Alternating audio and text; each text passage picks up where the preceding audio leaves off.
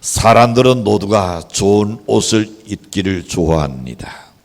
그리고 맛있는 음식을 먹으면서 편안하게 살기를 원하죠. 불행과 실패를 모르고 눈물 없이 살고 싶다는 것이 너나 할 것 없이 모든 사람의 마음입니다. 그리고 이 모든 일들이 내 마음먹은 대로 적적되어졌으면 얼마나 좋겠는가. 아마 그렇게 생각할 겁니다. 더 욕심을 부린다는 이 지구가 자기 중심으로 해서 돌아가기를 아마 원할 겁니다.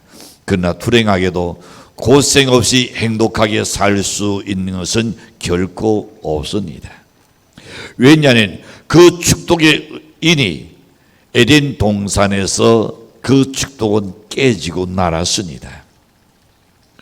아담과 하와가 에덴 동산에서 던졌을 때에 하나님께서 사람에게 내리신 일이 있습니다. 그거는 불행은 필연적인 것이라는 것을 이야기해 줍니다.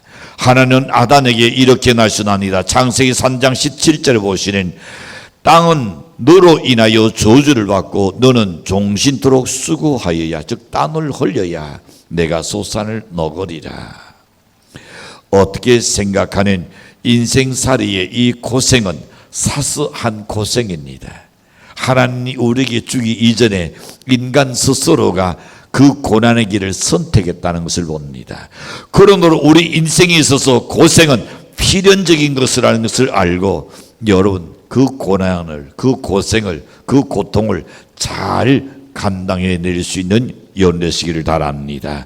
오늘 본문에 보시는 사도 바울에게도 고난과 환난이 적지 않았음을 기록하고 있습니다. 그는 본문에서 고난 또는 환난이라는 말을 7번이나 사용하고 있습니다. 물론 그가 당한 고생은 먹고 살기 위한 그런 세상적인 고생은 아니었습니다. 그가 소아시아에서 복음을 전하던 중에 당한 고생이었습니다. 그가 이렇게 당한 고생이 무엇인지에 대해서 본문에서 사사치 언급하지 않기 때문에 우리가 알 수는 없으나 그의 간증을 통해서 볼 때에 그의 고생은 엄청난 고통과 고난이었던 것 같습니다. 8절과 9절에서 그걸 말씀합니다. 형제들아, 우리가 아시아에서 당한 환난을 너희가 알지 못하기를 원치 않으니 신에 지나도록 시인한 고생을 받아 살 소난까지 끊어지고, 얼마나 고통스러워서는 살 소난까지 끊어졌다는 마지막까지 간 것 아니겠습니까? 신에 지나도록 시인한 고생을 받아 살 소난까지 끊어지고 우리 나온에 사형 선고를 받은 줄 알았노라. 우리 나온에 이제는 죽겠구나.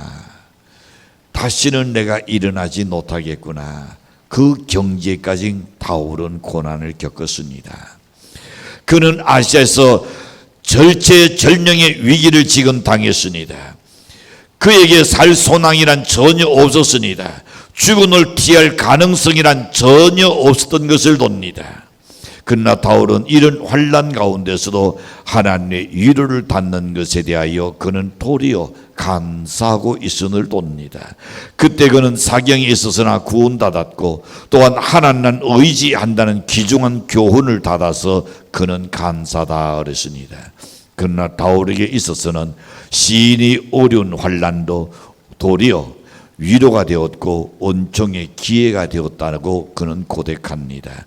그에 있어서 절망적인 고난은 오히려 하나님의 축복의 기회가 되었고, 사랑하는 성도 여러분, 고난 없이 사는 것만이 최선이 아닙니다. 쓴 약 때문에 몸에 이로운 겁니다. 환난도 우리에게 유익이 되는 때가 없잖아 있다는 겁니다. 그런즉 살아가기가 힘겨워도 낙심할 것은 없는 줄로 믿습니다. 온 세상이 칸칸해도 절망하지 않는 우리 성도가 되기를 바랍니다. 고해 같은 세상에서도 기쁨이 있습니다. 죄로 얼룩진 세상이 지나는 하나님의 위로가 그 가운데 있다는 것을 알아야 합니다. 세상의 고난을 좋아할 사람은 어디 있겠습니까? 그러나 고난이 하나님의 은혜가 되는 경우는 수없이 많이 있습니다. 오늘 우리는 첫 번째 생각해 봅니다. 하나님께서 환난 중에 있는 성도들을 놓여 주신다, 위로해 주시기 때문입니다. 하나님은 3절에서 보시는 위로의 하나님이라 그랬습니다. 위로의 하나님은 4절에서 보시는 우리의 모든 환난 중에서 우리를 위로하시는 하나님이라 그랬습니다. 나 이런 어릴 때의 시절을 잠깐 한번 생각해 보십시오. 감기로 인하여서 열이 쫓나고 몸이 불편하면 어때요? 요즘은 하나는 둘밖에 없으니 그렇지만 그 당시에 4명, 5명, 6명 가족들이 많잖아요. 형제간들이요. 그는 아프면 어때요? 엄마 아빠들이 그저 쉬어라 그러고 맛있는 것도 주고 너 먹을래 그러고, 그럴 때 옆에서 어떤 생각이 드는가? 나도 한번 아파봤으면. 그런 생각 안 들던가요? 저는 그런 생각 들더라고요. 근데 안 아파요 도대체. 나도 한번 아파봤으면 엄마가 나를 이렇게 사랑해주고 이렇게 맛있는 거 너 먹을래 이렇게 아껴주는데, 여러분 하나님께서 우리에게 말씀합니다.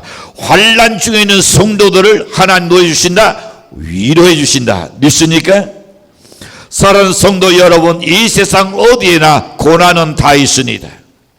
부잣집에도 환난은 있습니다. 지쳐놓던 사람 집에도 고난이 없지 않는 겁니다. 그러나 그보다 더 확실한 것은 성도의 고난 곁에는 반드시 하나님의 위로가 있다는 겁니다. 그리고 또 한 가지 분명한 것은 고난은 적지 않은 위로는 그보다 더 크다는 것을 믿어야 합니다.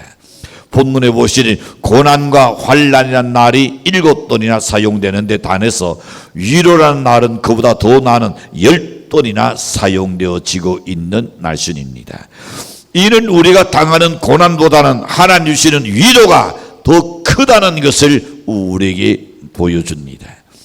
아무리 약하고 때로는 아무리 악한 모진 두노일지라도 해초리 곁에는 놓여 있으니까 맛있는 것을 항상 준비해 놓고 있습니다.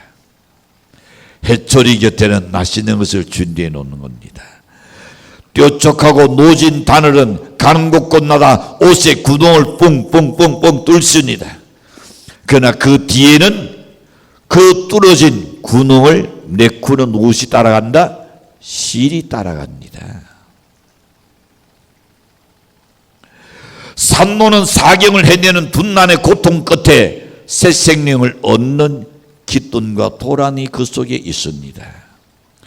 촛불은 제논을 태우는 앞둔을 간수하는 동안에 어두움을 놀아내고 밝은 빛을 달해주고 있습니다. 그러나 고난은 선도 아니고 고난 자체는 축복도 아닙니다. 그것은 앞둔이고 그것은 눈물입니다. 그리고 이 고난은 모든 사람에게 너나 할 것 없이 다 찾아옵니다. 전도자 바울에게도 찾아왔고 여러분에게도 찾아오고 저에게도 찾아옵니다. 우리는 고난이 닥칠 때마다 들어는 원망하고 들어는 낙심하는 사람도 없잖아 있겠죠. 그러나 바울은 낙심하거나 주저앉거나 그렇게 하지 않았습니다. 그것을 더 굳게 서 있을 수 있는 하나님의 위로의 힘 때문이었던 겁니다. 위로의 하나님이 4절에서 말씀합니다. 우리의 모든 환난 중에서 우리를 위로하시고 그랬습니다. 여기 위로한다는 말은 곁으로 두르신다는 뜻입니다. 고난받는 자에게 곁으로 두르신다. 또한 분사형으로 볼 때에 계속해서 위로하신다는 뜻이 그 속에 있습니다. 위로의 하나님은 순환당하고 고난당하는 성도들을 결코 버리거나 여러분 방치하지 않는다는 것을 믿으시기를 축복합니다. 그리스도스토는 이렇게 말합니다. 하나님의 위로는 중단되는 도리 없다 그랬습니다. 믿습니까? 하나님의 위로는 절대 중단되는 도리 없습니다. 여러분의 자녀가 고통받을 때에 분노가 다가가서 어디 아프니 위로의 말을 한다면 하나님은 우리보다 더할 줄로 믿습니다. 주님 또한 이 모든 순환 닿는 자들을 붙들고 계시고 도와주십니다. 그래서 히브리서 12장 18절에 보시는 자기가 시온을 닫아 고난을 당하여선저 시온 닿는 자들을 능히 도우실 수 있느니라. 주님께서 논조 다 채워나셨기 때문에 연애 아픈 것, 연애 고통받는 것, 연애 슬픈 것, 외로운 것, 그 모든 것을 어디 주님 곁으로 여러분을 부르시고 또 주님이 여러분에게 계속해서 위로해 주신다는 것을 느낄 수 있는 연례식을 축복합니다. 주님 고난당하는 성도들을 안전지대로 둘러내시며 또 그들에게 이길 힘도 함께 주십니다.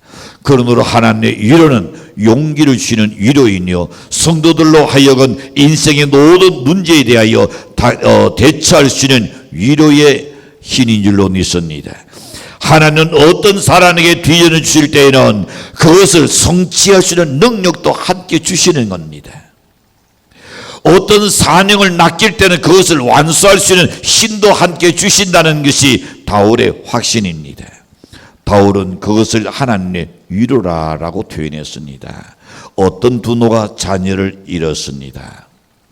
상령 지탄의 피극입니다. 그러나 그 두노는 그 슬픔 때문에 배운 교훈이 적지 않다고 말했습니다. 그가 배운 것은 무엇이었을까요? 그는 그 날 이후로부터 부드러운 눈을 가지게 되었다 그랬습니다.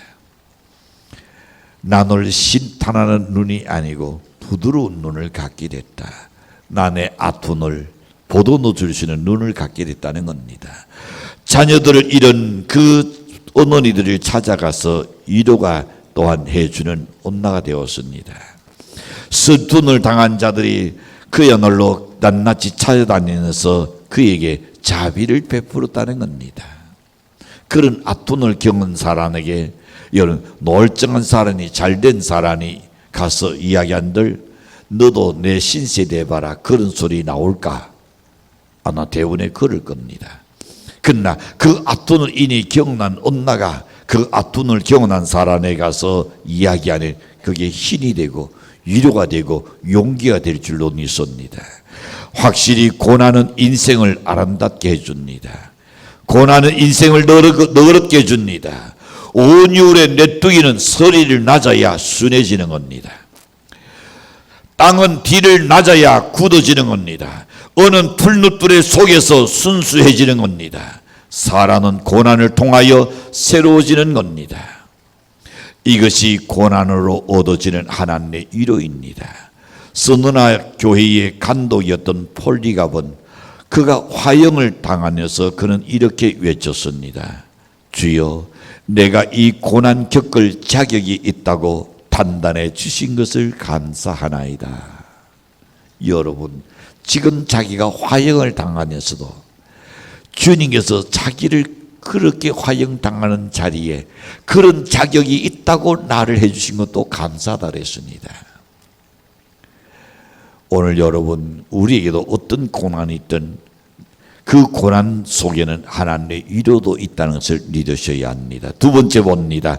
고난은 우리를 하나님께로 인도하는 신분꿀이기 때문에 그것은 오히려 우리에게 은혜가 될 줄로 믿습니다. 들으는 고난을 겪을 때에 낙심하는 자들도 없잖아 있습니다. 인생을 포기하는 사람도 없잖아 난이 있습니다. 하나님을 원망하면서 널리 도망쳐버리는 사람도 아마 있을 겁니다. 그러나 대부분 사람들은 고난을 통하여 하나님을 찾게 됩니다.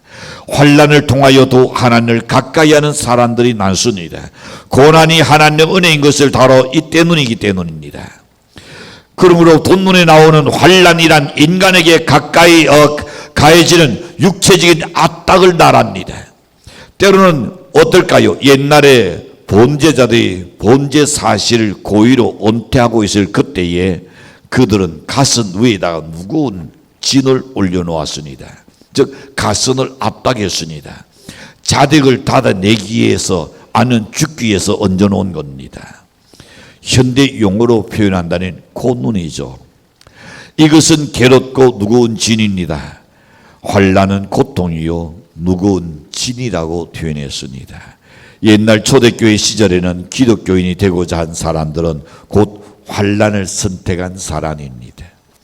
그는 예수를 얻는 대가로 가족의 버림을 받아야 했던 겁니다. 이교들로부터 적대시 되어야 했던 것입니다. 관직에 있는 사람은 관직을 내려놓아야 했었습니다. 관직에 있는 사람에게 닥해를 닫아야 했었습니다. 온 천하를 주고도 닦을 수 없는 자기의 생명을 내놓을 각오를 하고 예수를 믿은 겁니다. 제가 파키스탄에 갔을 때도 그걸 보았습니다.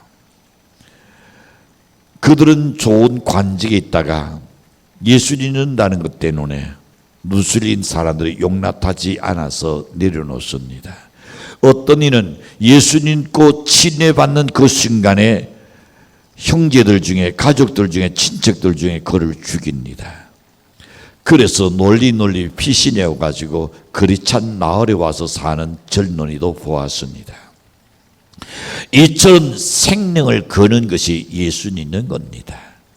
그런데도 불구하고 그 길을 걷는 것은 뭡니까? 하나님의 위로가 그의 가슴속에 넘치기 때문인 줄로 믿습니다. 자, 이 세상 어디에도 그리스도인에게 무통지대는 따로 없습니다. 곳곳마다 여름 닭해와 세찬 다란이 불고 있습니다. 그리스도인에게는 따뜻한 양지라는 것은 마련되어 있지 않습니다. 어디를 가나 뒤닦아 환난의 그늘이 엄지뿐입니다. 연애 직장에서도 마찬가지일 겁니다. 예수 믿는다는 것 때문에 여러분 고운 눈으로 보지 않을 겁니다. 고운 말을 하지 않을 겁니다. 다른 종교를 믿는 가지고는 이야기하지 않습니다. 예수 믿는다는 것 때문에. 여러분, 예수 믿는다는 것 때문에 우리가 뒷땅을 닫는다는 것, 하나님의 위로도 그 속에 있다는 것을 믿으시기를 축도합니다. 그 위로를 기억내야 합니다. 이 세상에 그들이 의지할 것은 우리 크리스찬에게는 아무도 세상에 없습니다. 잇따른 고난과 환난과 눈물뿐입니다. 누군 육체적, 정신적 고통뿐입니다. 그래서 8절에서 이렇게 말합니다. 신에 지나도록 시인한 고생이 있었다 그랬습니다. 살 소망까지 끊어질 절망적인 정황뿐이었다 그랬습니다. 바울의 생각에도 이제는 죽었구라는 안단한 최후가 기다리고 있을 뿐이라 그랬습니다. 바울은 그들에게 이 같은 절망적인 고난이 인한 이유를 그는 밝혀주는데 9절에 가서 말하기를 이는 오르러 자기를 의뢰하지 말고 오직 죽은 자를 다시 살리신 하나님만 의뢰하게 하시니라. 믿습니까? 저는 하나님께 감사했습니다. 내가 목회하는 중에 그런 일을 당했다면 얼마나 더 큰 고통이었으니까. 목회하기 전에 여러 가지를 이런저런 방법으로 하나님께서 나에게 훈련시키신 것 참 감사하게 생각합니다. 설교하는 것부터 시작해서 하나님께서 나에게 아주 끔찍하게 훈련을 시켜주셨습니다. 정말 얼굴 못들 만큼 하나님께서 훈련을 시켜주셨습니다. 그런데 그 고난이 도리어 나에게 나는 일생 동안 큰 교훈이 되고 위로가 되고 그것이 힘이 되고 그것이 영역이 된다는 것이 저는 도리어 감사했습니다. 왜? 하나님만 의지하는 것을 배우게 해주신 줄로 믿습니다. 이런 고난이 있으니까 그 고난이 그냥 오는 게 아니라 꼭 사람을 통하여 고난이 올 겁니다. 사람을 통해서 고난이 오는데 왜? 사람을 의지하고 있기 때문입니다. 하나님께서 그것 끊기 위해서 나에게 고난을 주셨구나. 그것만 깨닫는다면 여러분 하나님의 큰 위로가 물밀듯이 밀려올 줄로 믿습니다. 사랑하는 성도 여러분, 하나님 우리를 사랑하십니다. 그런데도 우리에게 환난을 주시는 이유 뭡니까? 환난할 때 무능한 자기를 믿지 말라는 겁니다. 그뿐 아니라 죽은 자도 다시 살리시는 전지전능하신 하나님만 의지하라는 가르침이 줄로 믿습니다. 헨리 비처는 이렇게 말합니다. 환난은 하나님의 신두른꾼이다. 환난은 하나님의 신두른꾼이다. 하나님께서 바울에게 절망적인 환난을 주신 것은 바로 바울로 하여금 오직 하나님만 믿고 의지하기 위한 신두른꾼이었습니다. 사람은 죽음에 이르러 하나님을 찾지 않는 자가 없습니다. 신앙의 위로를 보십시오. 모든 신앙의 위인들을 한번 보십시오. 앞서간 선조들 보십시오. 고난을 통해서 하나님께 쓰임 받았습니다. 고난을 통하여 하나님의 축복을 받았습니다. 그런 사람이 얼마나 누수 기주로 났습니까? 그 가운데 이 사람도 그러하였습니다. 고난은 하나님을 찾게 하는 시드름꾼입니다. 그래서 시편 119편 71절에서 이렇게 말합니다. 고난당한 것이 내게 무엇이라? 다시 한번 더, 고난당한 것이 그걸 알아야 합니다. 정말로 여러분이 그렇게 생각하십니까? 고난 당한 것이 내게 유익이라. 고난 받지 않았더라니 얼마나 어리석었을까? 얼마나 무능하게 살다가 얼마나 나진하게 비참해졌을까? 일찍이 고난으로 다 단련된 것이 참 감사한 일이다. 하나님의 위로가 있을 줄로 믿습니다. 하나님은 영적인 잠을 자는 성도들을 깨우기 위해서 고난을 주십니다. 하나님은 오직 주 없이는 못 살겠다는 것을 가르치기 위해서 환난을 주실 줄로 믿습니다. 하나님은 자기 사람을 더 크게 빛나게 쓰기 위해서 환난을 통하여 우리를 훈련시킨다는 것 믿으셔야 합니다. 세 번째 생각해 봅니다. 고난은 이 세상을 달아보지 말고 하나님께 소망을 두고 살도록 해주기 위해서 주시는 은혜입니다.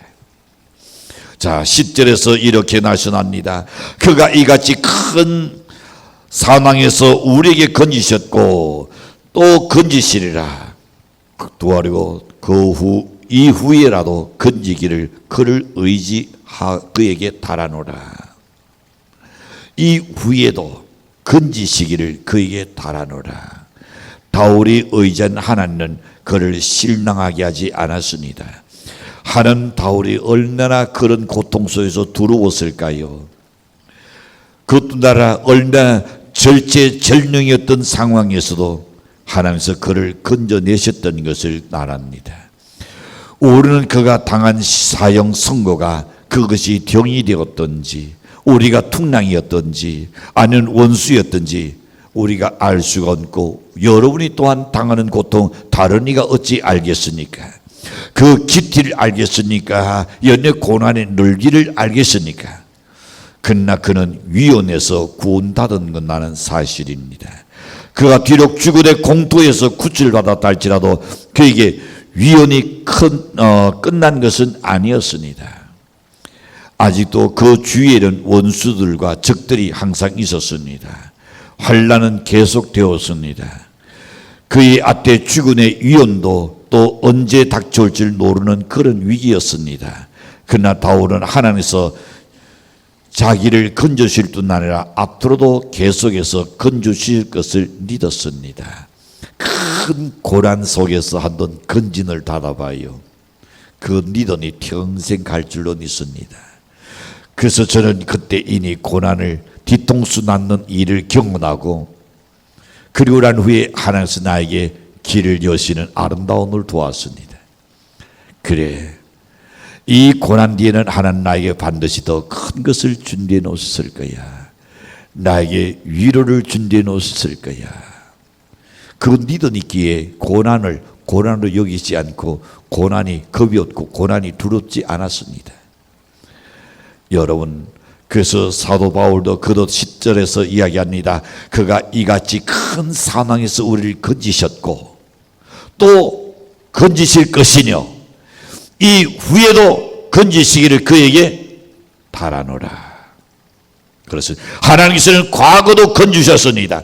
현재도 건주셨습니다. 미래도 건주실 줄로 믿습니다. 이것이 우리의 소망입니다.